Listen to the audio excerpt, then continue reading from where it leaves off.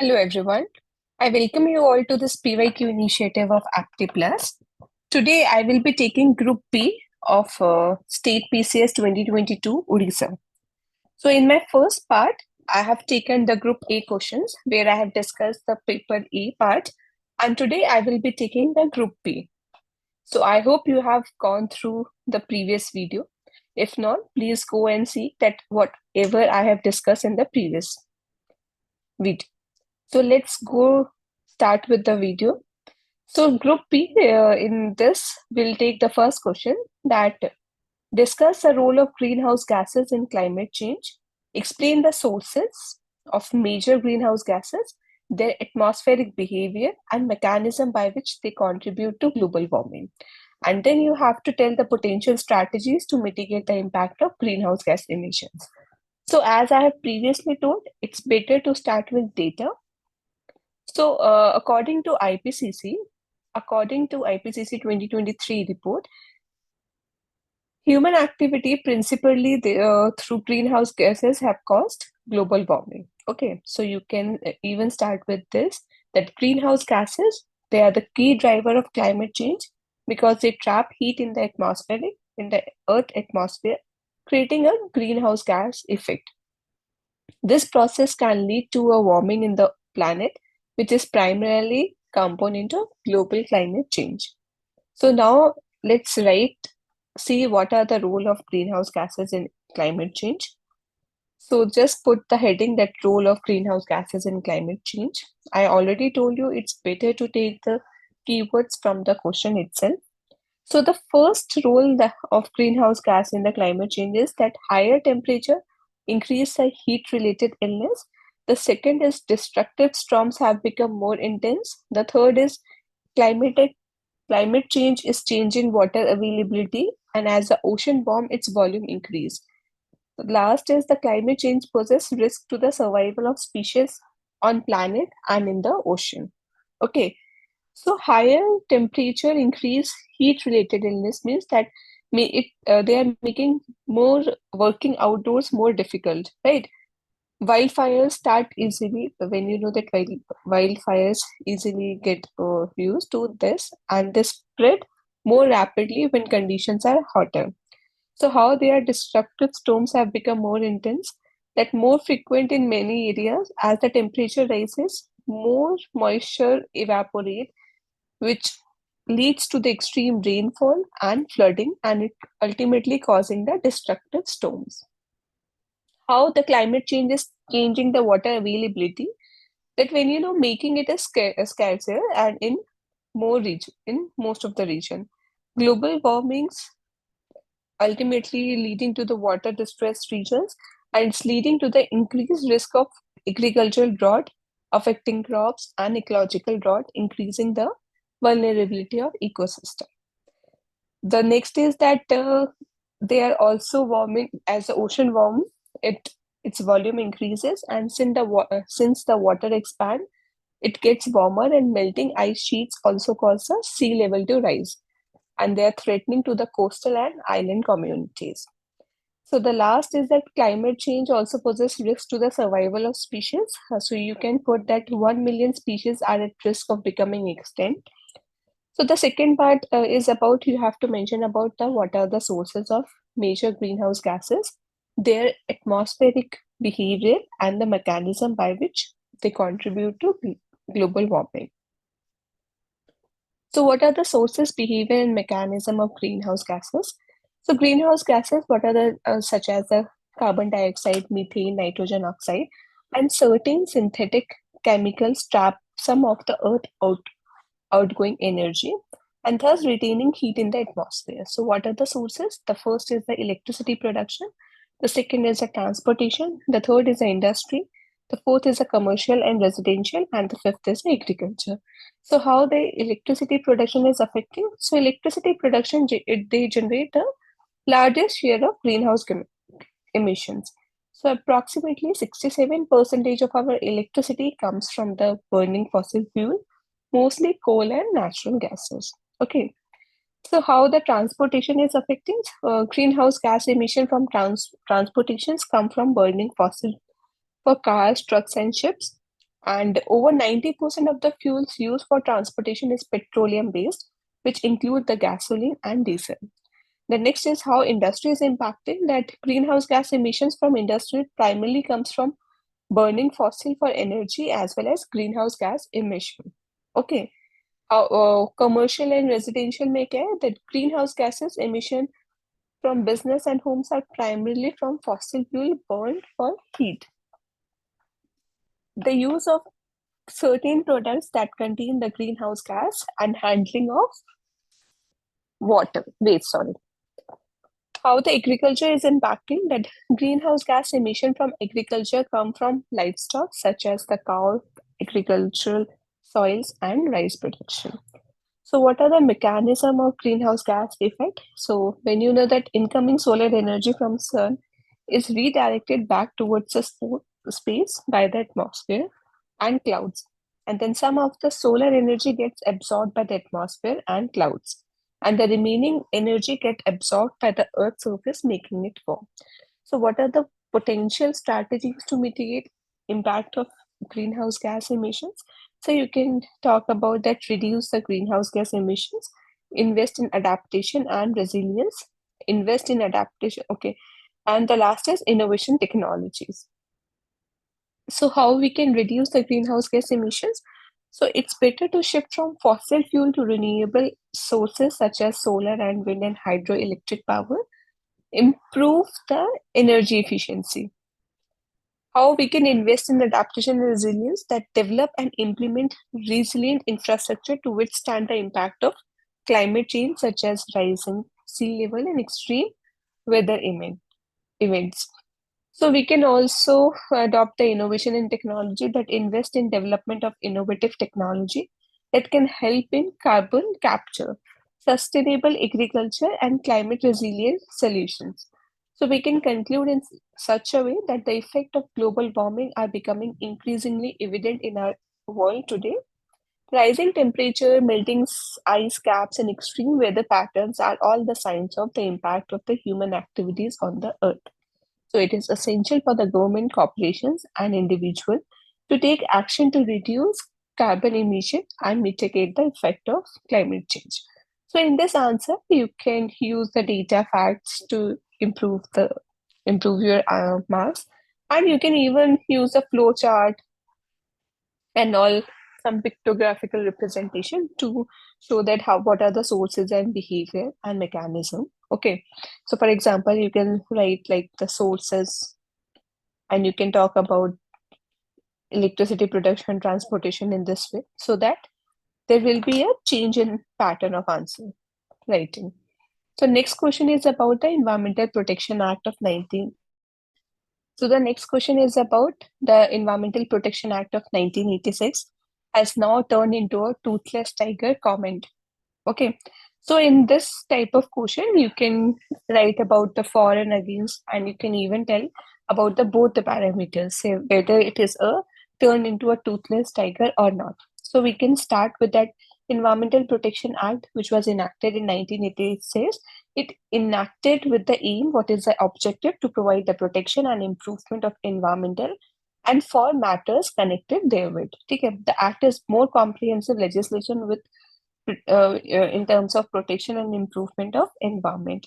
So you can even tell about that Article 48A of Constitution specify that the state shall endeavor to protect, improve an environment and to safeguard the forest and wildlife. And even if the fundamental duties, Article 51A, also talk about that every citizen shall protect the environment. So just directly hit the demand that what are the reasons why the act is considered as a toothless tiger. You can talk about that because of the weak enforcement and monitoring. You can talk about the political and industrial pressures. You can talk about the delay in judicial process and lack of public awareness. Okay, so let's see the first part, which is a weak enforcement and monitoring. We know that act has strong provision on paper, but enforcement remains weak. Okay, so that is the reason that regulatory bodies lack the manpower, resources, and expertise to monitor the compliance effectively. So violation of environment norms often go unchecked, and offenders rarely face strict consequences, making the act ineffective in terms of pollution. Okay, so this is the first reason, that because of weak enforcement. The second is the political industrial pressures. You can talk about that there is a pressure, there is a perception that enforcement is compromised by political interference and pressure from powerful industrial lobbies. So environmental regulation are sometimes diluted to promote economic growth, undermining the act effectiveness. Okay, and there is a delay in judicial process also, that environmental cases often face a delay in judicial cases with lengthy litigation process, making it hard to secure timely justice.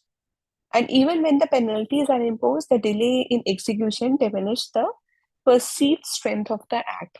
And you can even talk about the lack of public awareness and participation, that public participation and awareness regarding environmental issues remain limited. Okay, and the last is about the outdated provisions, that the Act enacted in 1986 and has not kept pace with emerging environmental challenges like climate change, plastic pollution, and all. So you can counter the arguments that why it is still has teeth, that you can talk about the legal framework for environmental protection. We can even talk about the recent amendment and initiatives and the legal resources. So what is in the legal framework for environmental protection? The Act remain a legal framework for environmental protection, providing a foundation for other environmental laws and policies in India. So it enabled the government to set standards for emission, hazardous substances and all. So it has played a significant role in creating an institution like CPCB, Central Pollution Control Board Authority, and State Pollution Control Board Authority, which have instrumental in monitoring, implementing environmental standards. Okay, so you can talk about the recent amendment and initiatives like that. There have been recent efforts to strengthen the act, including the amendments focused on pollution control and soil waste management. So, and last, you can talk about the legal resources for activists. The Act provides a basis for legal action by environmental activities and NGO. Okay, you have also who have used the provisions to hold the polluters accountable. And you can conclude in answer that EIA, Environmental Impact Assessment Process, recommends mitigation measures to reduce and prevent significant adverse environmental effects. These measures include the project design or location changes, environmental management plans, and monitoring and reporting requirements. Let's talk about the next question, which was like explain biodiversity with respect to its type at all biological level and discuss the different patterns of biodiversity, which is a 15-mark question. Okay, so let's start with the definition, that what do you mean by the biodiversity? You can start with this introduction. Just define the term, what is biodiversity? It is always advisable to start your answer with a basic definition or a data. If you do not have a data or fact, just write the term which whatever is asked in the question. So here they are just asking that what do you mean by biodiversity? So you can tell about that biological diversity or biodiversity is that part of nature which include the differences in genes among the individual of a species. The variety and richness of all plants and animal species at different scales in space, locally in regions, in the country and in the world. Okay, so just talk about the different biological types at all biological level. So we can talk about at the genetic level, we can talk about at species level and ecosystem diversity. So the first is that biological diversity deals with the degree of nature variety in the biosphere. This variety can be observed at the three levels: the genetic variability within a species, variety of a species within a community, and organism of a species in an area into a distinct plants and animal communities. So in terms of genetic diversity, we can talk about that. What do you mean by genetic diversity? That each member of any animal or plant species differ widely from other in terms of their genetic makeup. So that's why it is genetic by diversity. Species diversity is the number of species of plants and animals that are present in region constitute its species diversity. Okay, and in ecosystem diversity, there are large variety of different ecosystem on Earth which have their own component of distinct interlinked species based on the differences in the habit. Ecosystem diversity can be described for a specific geographical region or political entity such as a country, state, or talika. So different patterns of biodiversity, it's like the seasonal pattern, successional pattern, and evolutionary pattern. So in the seasonal pattern, we can talk about that during different season, diversity of species varies. For example, in rainy season, the diversity of the insect species increases and decreases during the winters. So you can give this an example.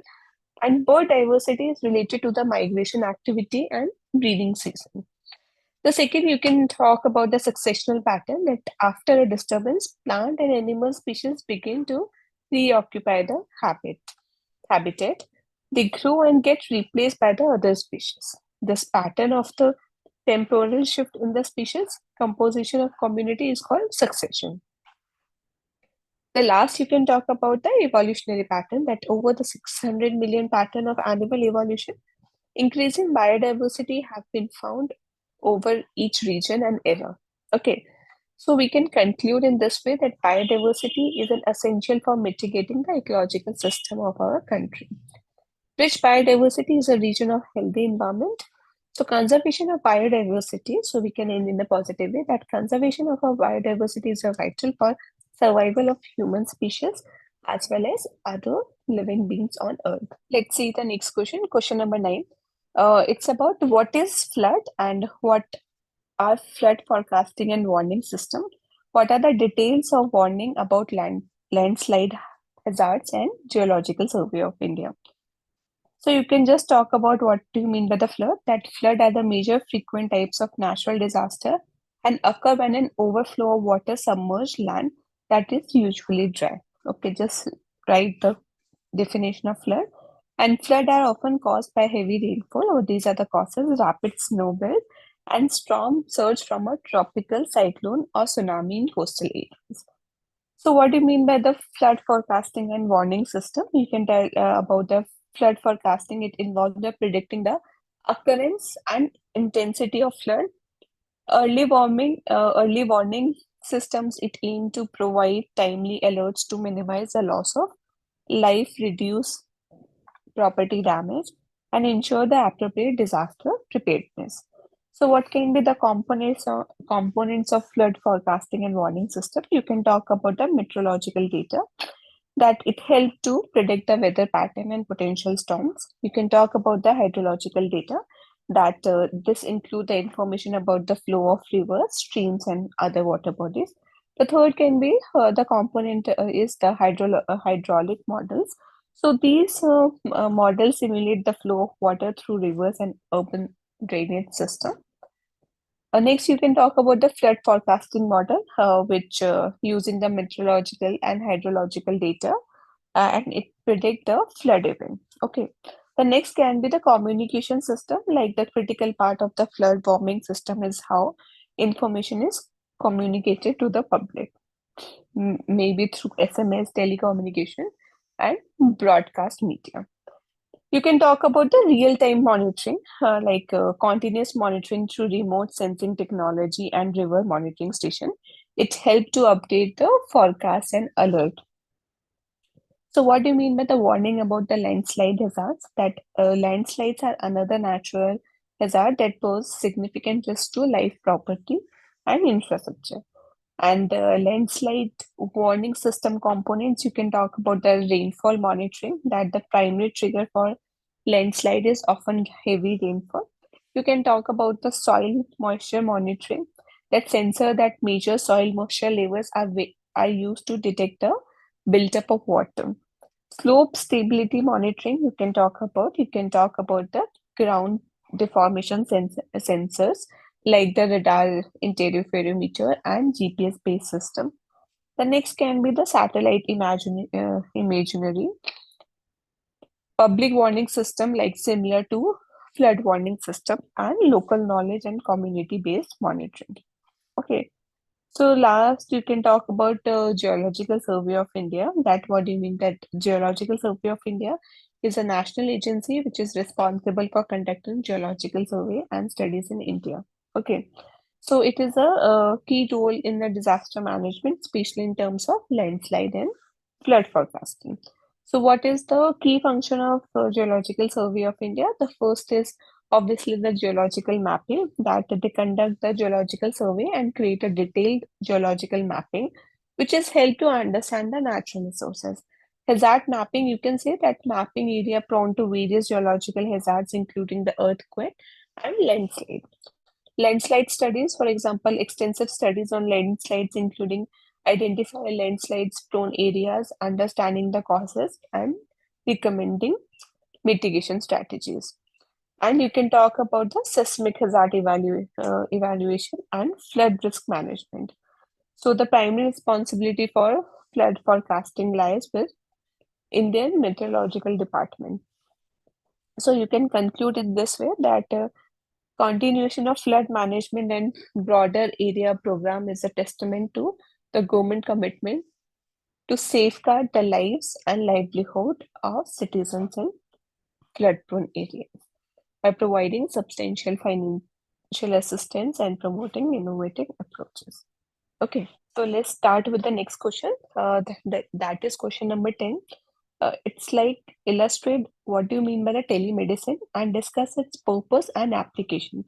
So just directly tell what do you mean by the telemedicine. So it is the use of information and communication technologies to improve patient outcome by increasing access to healthcare and medical information.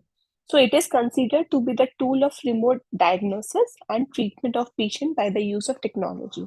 So basically, it is just a tool to diagnose, to remote the diagnosis and the treatment of the patient by the use of technology. So you can even tell about the WHO according, telemedicine has a potential to increase access to quality healthcare for all the Indians, given that Indians suffer from a low doctor to patient ratio, which is one doctor to for every 1,445 Indians. Okay. So what is the purpose of telemedicine? As the second part is what is the purpose of telemedicine?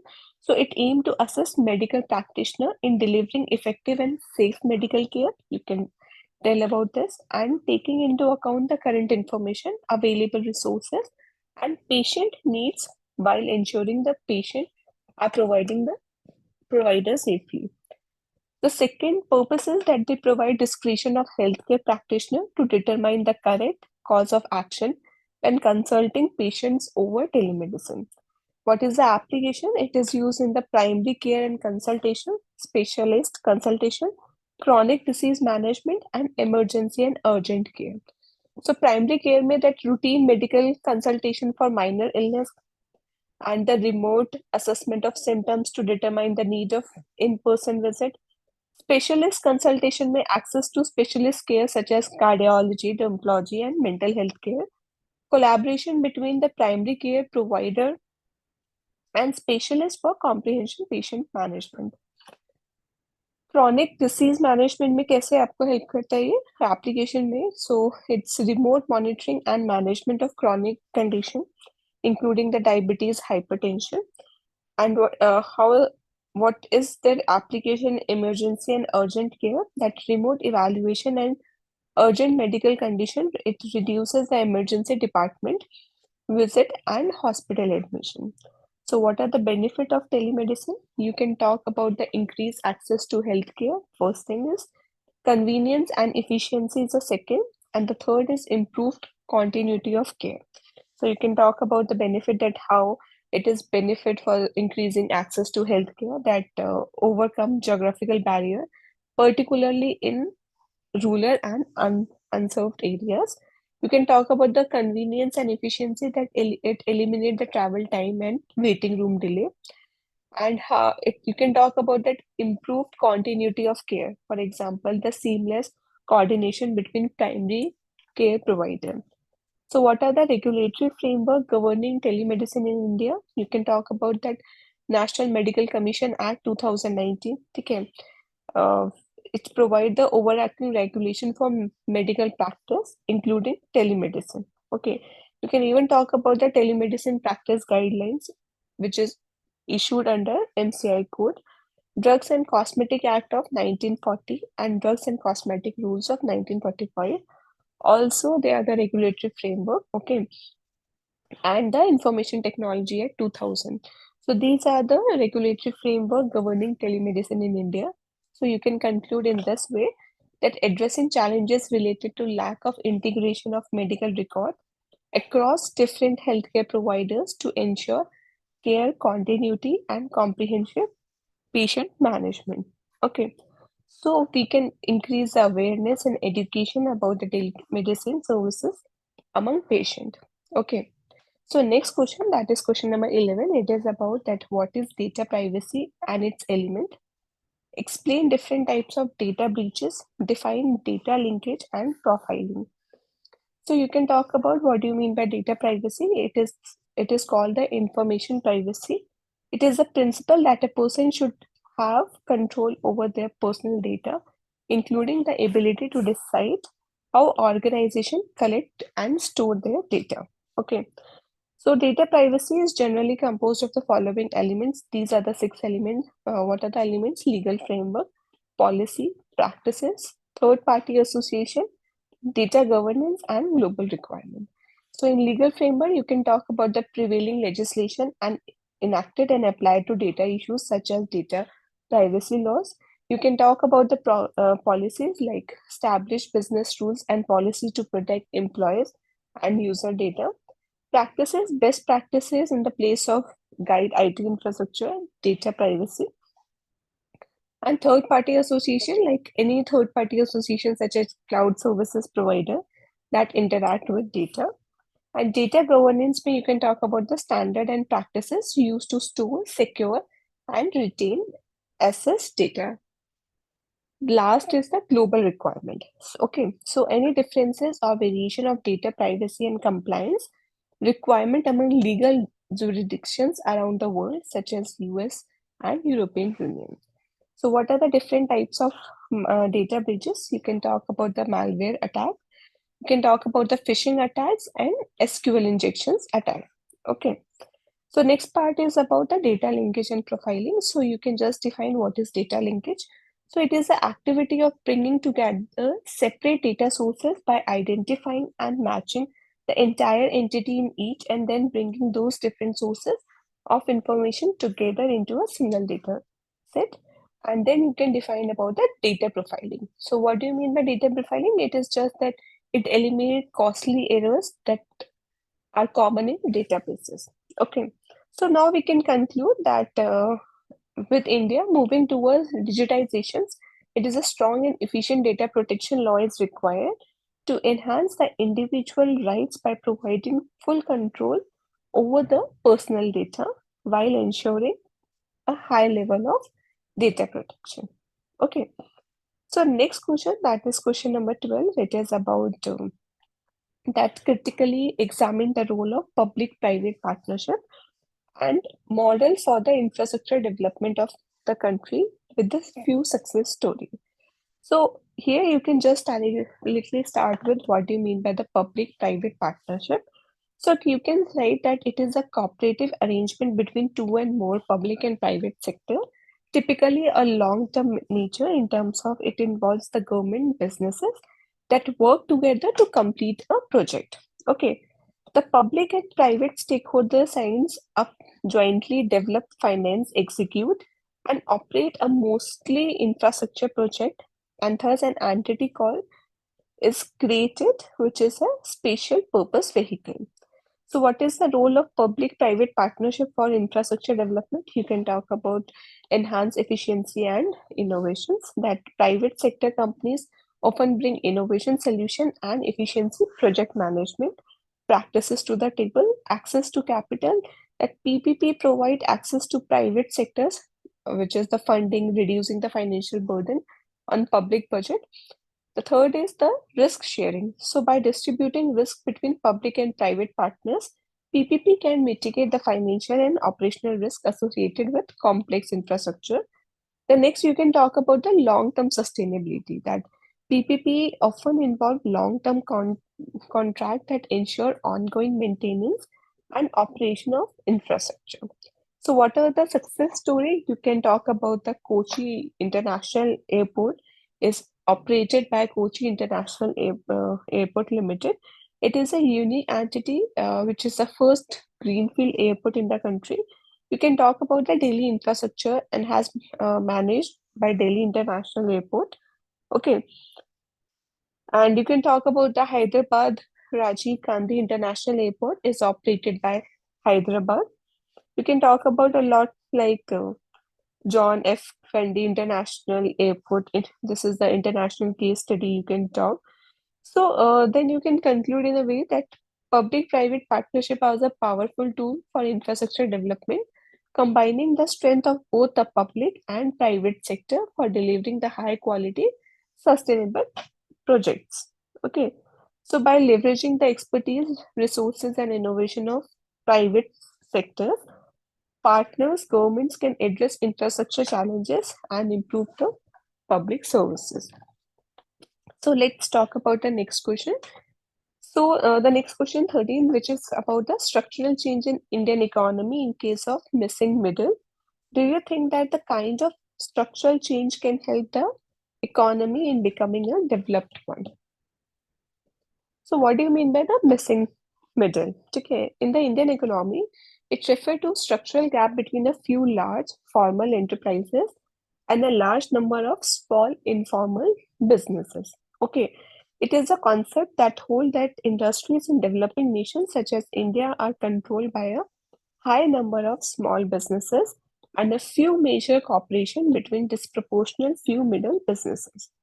So in India, there is a lack of mid-sized firms that could drive employment, productivity, and innovation. So you can divide your answer in the two parts that do you agree and do you disagree? Okay. So the question is that do you think that the kind of structural change can help the economy in becoming a developed one? So you can say yes, of course, because the employment generation, India has witnessed a significant employment growth over the period. Okay, you can tell about that employment increased nearly 36%, adding 170 million jobs during 2016 and 2022-23. You can talk about the innovation and productivity growth, that productivity growth driven by technology, efficiency, institution, and the market plays a prime role in accelerating economic growth. The next is about the improved formalization. Like India has been promoting the formalization of its economy since 2016, and the share of formal sector in the economy has increased to 56%. So government has taken several steps, obviously, to formalize the economy. The next you can talk about the more balanced growth, that achieving high and sustainable growth has been stubble for India. Success will require securing the demographic dividend, improving the private investment. In in the on the other hand, you can talk about that why you do not agree that stunted growth of small businesses, non-availability of institutional finance, low level of research and development delay due to multiple levels of clearances are stunning growth of small and medium enterprises, right? We can even talk about the high barriers to entry for mid-size firms, quality of jobs. For example, without focus on the job quality, increased mid-size firm might help to low wages and poor conditioning, limiting living standard. You can also talk about that limited contribution to global competitiveness, that India's relatively low cost of labor is one of the strongest incentives for setting up shop there. Okay, so we can conclude in this way that addressing the missing middle could help in moving towards a developed economy by creating job innovation and formalization of the economy.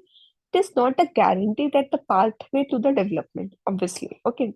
So we need a more holistic approach that includes strengthening the informal sector, reducing regulatory hurdles, improving infrastructure, and investigating in education and skill development would be necessary for sustained and inclusive economic growth.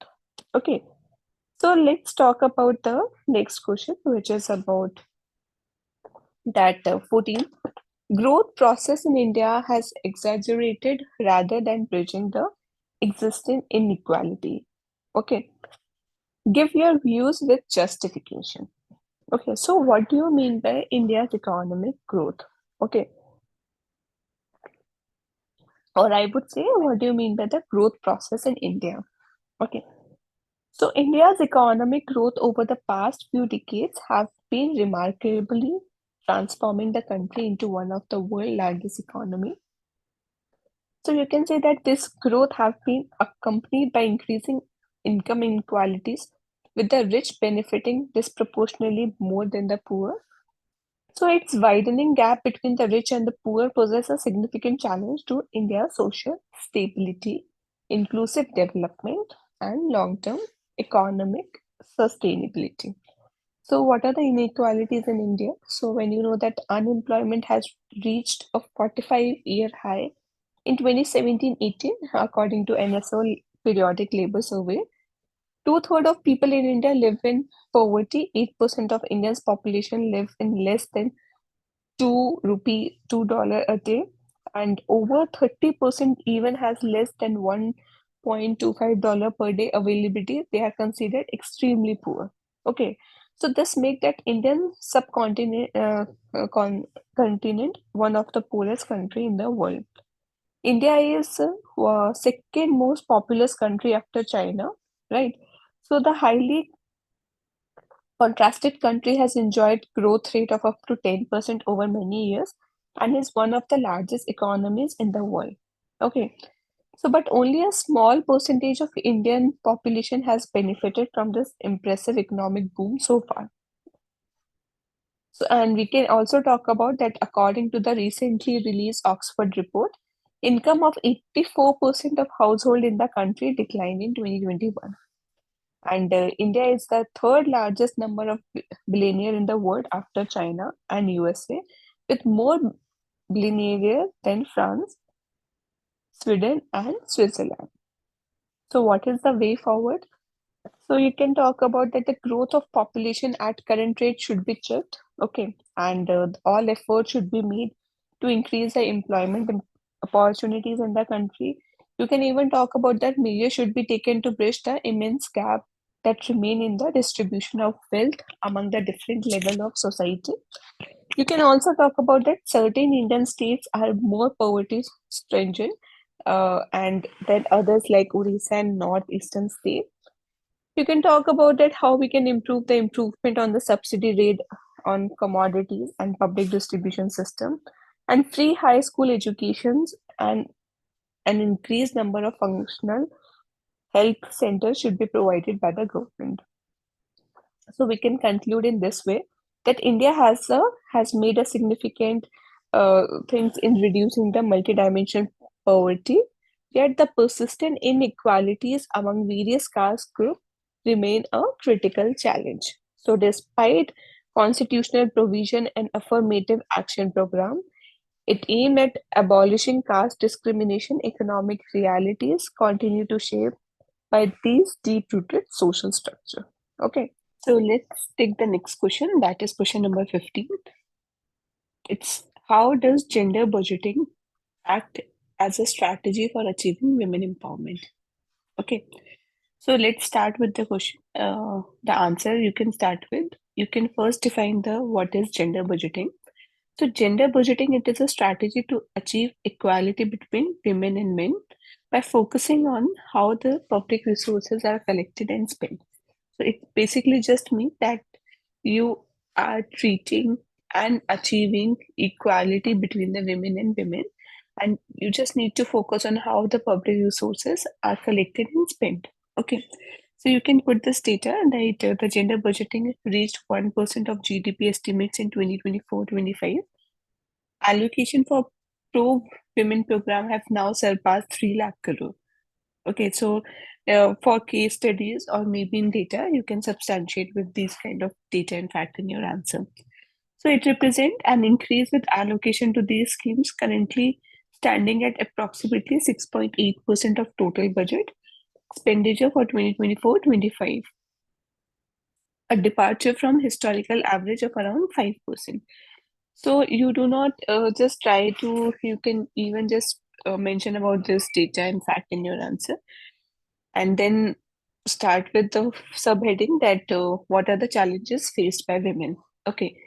So first challenge that is faced it is that women from all the classes, religious and caste, ethnic background, they what they face that they experience the day-to-day challenges in multiple ways. Like the first is about the low level of education and skill. Okay. So education is the major one of the challenge that's faced. The second can be the healthcare services and facilities are not easily accessible to women. You can mention about that experience. They experience the high level of violence at home and outside. Okay. So what are the challenges? It about the education and skill, about the healthcare services and facilities. Next, you can talk about the caste-based discrimination in faced in urban areas. So in urban areas also, women face the caste-based discrimination. The next can be the scheduled caste and scheduled tribe Muslim women that lag behind in almost all key socio-economic indicators of development. Next can be the numerous socio-cultural and physiological and economic factors make them vulnerable and marginalized. The next can be that elder women face abuse and including the physical abuse. Window experience alienations, social taboo, limited freedom to remarry, and widow experience the alienation and social taboo, limited freedom to remarry. So, and insecure property rights, social restrictions on living arrangement. Okay, so these are the challenges that you can mention, and you can even can show in a pictorial way that what are the challenges faced by the women, that women face these kind of challenges. The next can be what can be the strategy for achieving women empowerment. So this can you can help in the way forward, or you can mention about how we can follow some things to achieve women empowerment. The first you can talk about that we should provide the loans and infrastructure and market facilities for women cooperatives and groups and marketing of their products. The second can be recruit women into all level of police forces and increase their numbers in police forces. So increase the recruitment levels in police forces. The third can be training and awareness programs. So training and awareness program for women representatives in Panchayati Raj institution. The next you can talk about that review and update the current scheme to access their effectiveness in terms of social indicators. You can talk about the Manrega should be enhanced in Adivasi areas with greater focus on work that empower women in direct and indirect ways. You can also talk about that ensure the safe migration and prevent trafficking.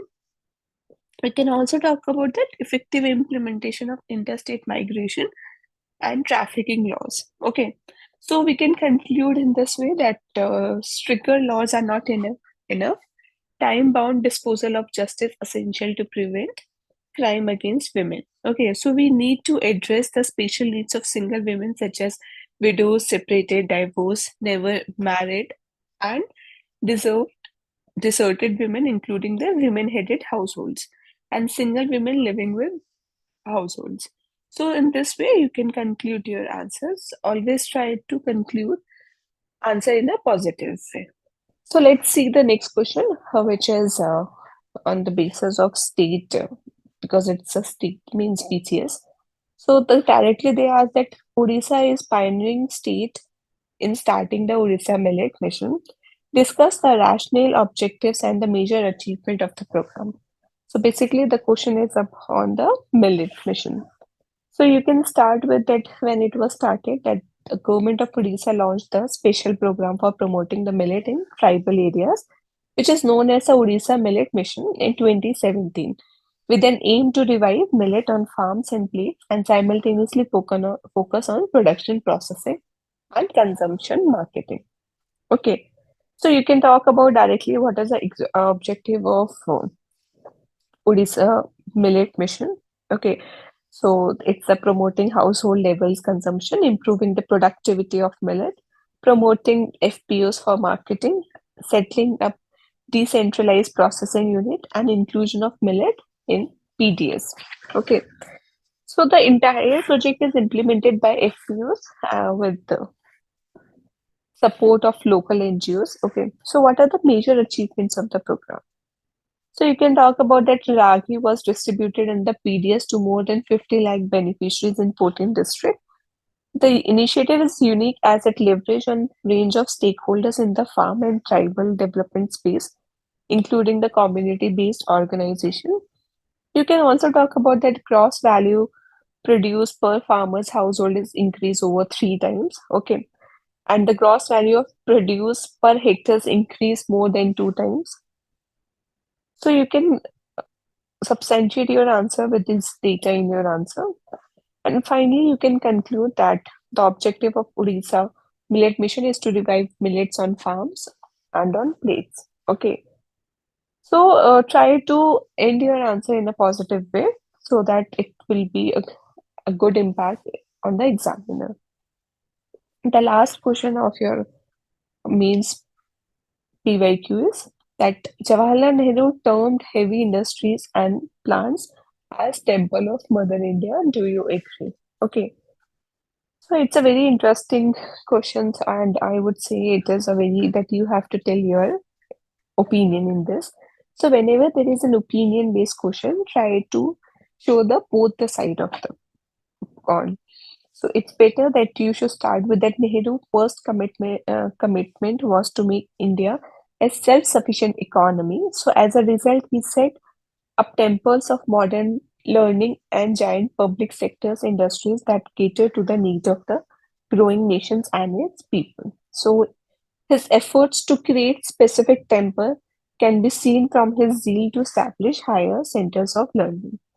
So Nehru was most of his contemporaries believed that only large-scale industrialization could really change the economy and enable India to be the player on the world stage as well as helpline its own citizens. Okay, so what will be your opinions? So we will show the both the agree and disagree part. So you can talk about that. Obviously, that heavy industries play an important role in economic growth and development, providing infrastructure, jobs, and technological advancement. The second, you can talk about that industrialization. It helps in reducing the dependence on foreign imports. The third, you can talk about that large-scale industries serve as a foundation, okay, for building modern station with advanced infrastructure and improved standard of living. And you can talk about that investment in heavy industries can create a robust industries base that support defense, transport, and core sector of the economy.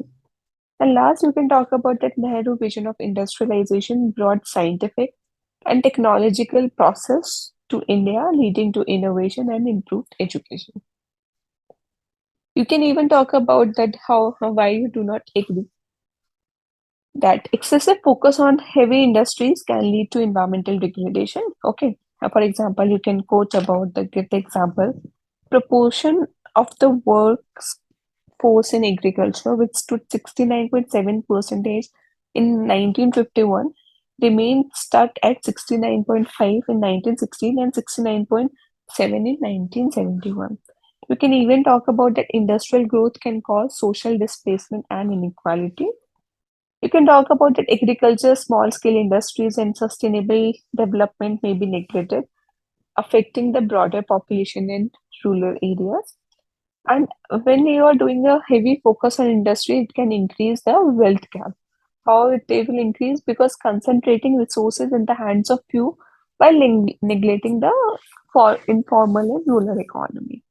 And last, you can talk about that heavy industry centric policy, which may lead to the lack of balance with inadequate attention given to the environment.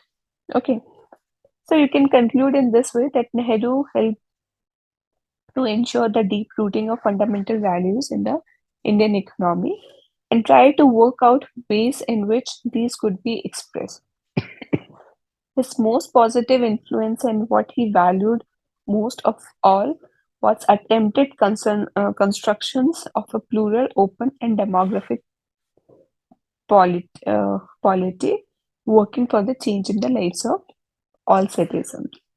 So he used to speak of India as a composite nation and on the groundbreaking experiment of trying to achieve socio-economic change by democratic process and consent. Okay. In contrast to the state-directed revolution, while its risk of the profound violence. So for this kind of questions, you can conclude in this way. So now I will tell you the few probable questions that can be or the topic that can be asked in the this year means. Okay. So there can be a probable question on financial inclusion, that what is the impact of digitalization of financial inclusion. Okay. The second topic can be economic growth indicators, because as you already know, in 2022 they have asked about the potential GDP. So they can ask about the GDP estimate process, because there is a recent report in the drop in the household saving. The question can be asked about the e-commerce sector, the growth and regulation of e-commerce in India. And they can even ask about the MSP legalization because of the farmers' protest. There can be a question on nanotechnology or biotechnology or emerging technology and what can be the application in respective field. For example, they can ask about the what can be the application of nanotechnology in healthcare sector or in agriculture sector. So on the basis of that, there can be a question.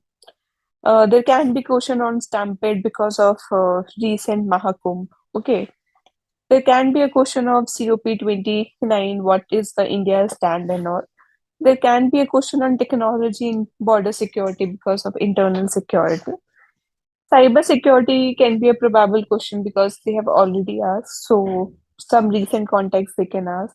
There can be a question on Naxalism in Eastern India, and there can be a question on reusable launch vehicle. So these are the few probable questions that can be asked for this year mains. So I hope you like the video and the video is helpful for you, because on the basis of mains PYQ, you will be able to analyze that what can be the probable themes or topics that can be asked in this year mains.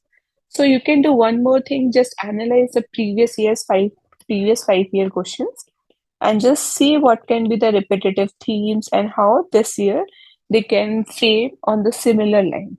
Okay. So I wish you all the best and keep studying. See you in the next video. Thank you so much, student.